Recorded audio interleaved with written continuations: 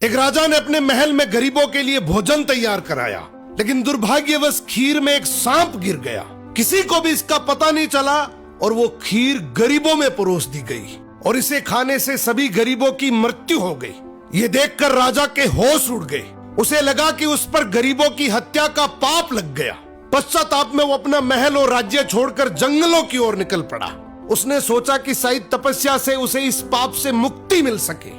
चलते चलते वो एक गांव में पहुंचा। गांव के चौपाल में बैठकर उसने पूछा कि क्या इस गांव में कोई ऐसा परिवार है जो सादा जीवन और भक्ति में विश्वास रखता हो। गांव वालों ने बताया कि यहाँ एक भाई बहन रहते हैं जो बहुत ही सादगी और भक्ति से जीवन बिताते हैं। राजा उसी घर में ठहर गया। अगली सुबह राजा ने देखा कि वो लड़की ध्यान में बैठी हुई है। आमतौर पर वो जल्दी उठकर घर का काम और नाश्ता बना लेती थी, लेकिन उस दिन वो काफी देर तक ध्यान में लीन रही। जब वो ध्यान से उठी तो उसके भाई ने कहा, बहन आज तुम देर से उठी हो, घर पर एक मुसाफिर ठहरा है, नाश्ता कराकर उसे जल्दी भेजना था। लड़की ने शांति से कहा, भैया ऊपर धर्मराज के दरबार में एक बहुत उलझा हुआ मामला चल रहा था, उसी पर ध्यान लगा था, इसलिए देर हो गई। भाई ने पूछा, कैसा मामला?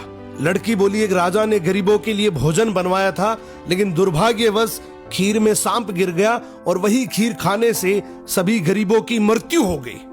अब धर्मराज ये तय नहीं कर पा रहे हैं कि इस पाप का दोष राजा को लगे या उस सांप को या फिर उस नौकर को जिसने बिना जांचे खीर परोस दी थी।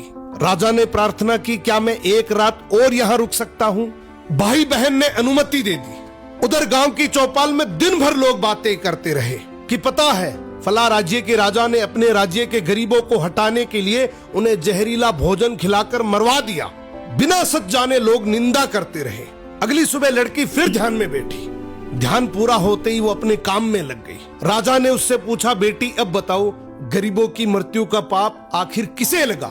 लड़की ने शांत स्वर में कहा, वो पाप उन लोगों को लगा जो चौपाल पर बैठकर बिना सच जाने निंदा कर रहे थे। राजा की आंखें भर आई, ये जानकर कि वो इसका दोषी नहीं है। जिंदगी में याद रखना, दूसरों के पाप गिनने वाला इंसान अक्सर अपने सर पर सबसे बड़ा पाप उठा लेता है।